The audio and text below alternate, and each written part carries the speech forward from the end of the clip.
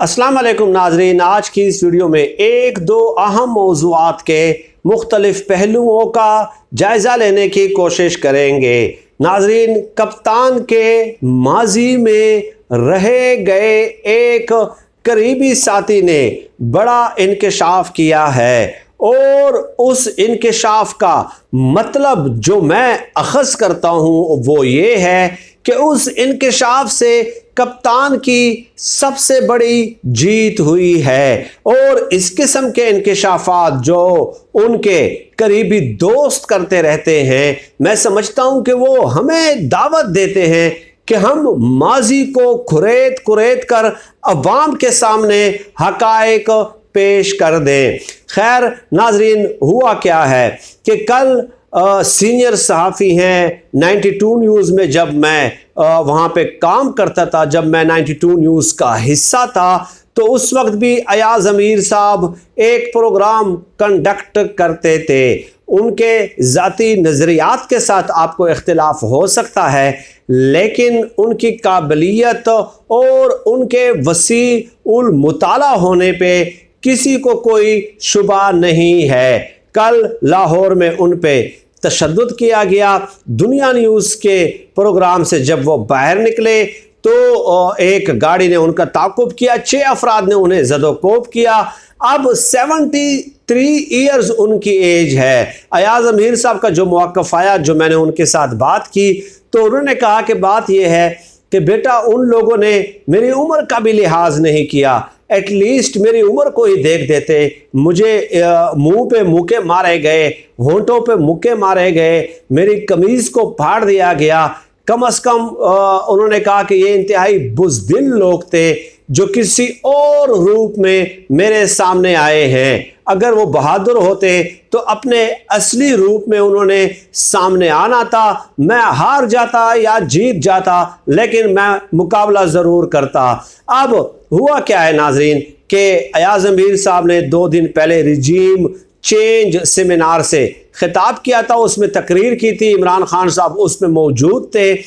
तो वहाँ पे उन्होंने देखें, एक तो प्रॉपर्टी डीलर्स का लफ्ज़ इस्तेमाल किया, मुख्तदर हलकों पे, पिंडी वालों पे खूब तनकीद की, और इसके अलावा इमरान खान साहब पे भी तनकीद की।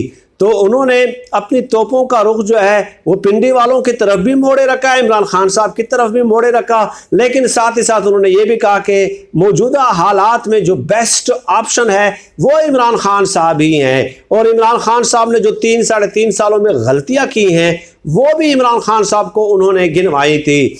अब उसके एक दिन बाद ये हमला होना, अगर इस हमले का ताल्लुक उस तकरीर के साथ है तो यकीनन ये बहुत ही अलार्मिंग सिचुएशन है, बहुत ही ख़तरनाक सिचुएशन है। डेफिनेटली हमारे सामने चूंकि वो कल्प्रिट्स मुल्ज़िमान अभी तक गिरफ्तार नहीं हुए हैं, तो हम किसी के ऊपर स्पेसिफिक करके 100% इल्ज़ाम कतईयत के साथ नहीं लगा सकते। लेकिन डेफिनेटली जो सोशल मीडिया पे तनकीद हो रही है, तो आप समझते हैं कि उनके तोपों का रुख किस तरफ है। लेकिन ऐसे हालात में इमरान खान साहब के जो माजी में करीबी साथी रहे हैं, मुबश्शिर लुकमान साहब, उन्होंने एक ट्वीट किया है, इंग्लिश में किया है, इंग्लिश झाड़ने की कोशिश की है, फ़लसफ़ा झाड़ने की कोशिश की है।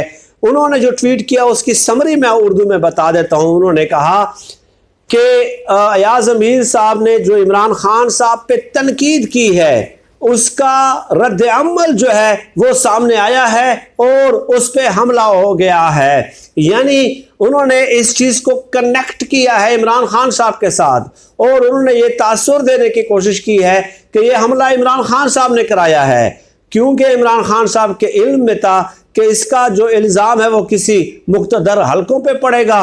तो यही मौका है कि मुझे सामने बिठा कर हमें आज़मीर ने क्यों बातें मुझे सुनाई हैं, तो इसलिए इमरान खान साहब ने उस पर हमला करा दिया है। ये मुबश्शिर लुकमान जो कि कप्तान का करीबी साथी था, मैं समझता हूँ कि करीबी साथी का यही इंकशाफ कप्तान की बहुत बड़ी जीत है। क्योंकि आप देख लीजिए, ट्विटर पे बहुत सारे लोग दलील दे रहे हैं कि देखें, गुज़श्ता 3.5 सालों में हामिद मीर, सलीम साफ़ी, गरीदा फ़ारूकी, नजम सेठी, आसमा शराजी, मरियम नवाज़, अबसार आलम, कौन सा इल्ज़ाम है जो इमरान खान साहब पे इन लोगों ने नहीं लगाया।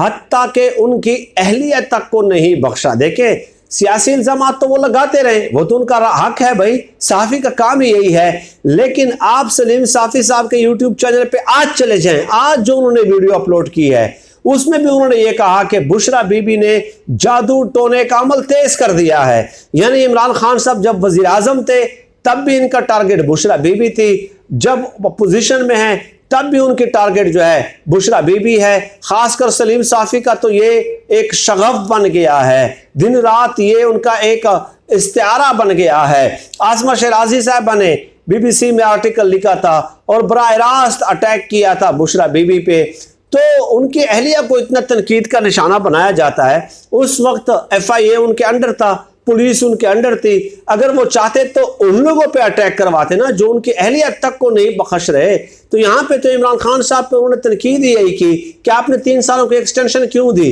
उन्होंने एक बैलेंस तज्जिया करने की कोशिश की याज़ अमीर ने, तो उस पर इमरान खान साहब उन पर हमला क्यों कराएंगे।